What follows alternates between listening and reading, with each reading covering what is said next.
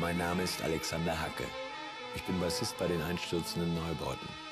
Ich war schon öfter in Istanbul, doch dieses Mal ist mein Auftrag, den Sound der Stadt einzufangen.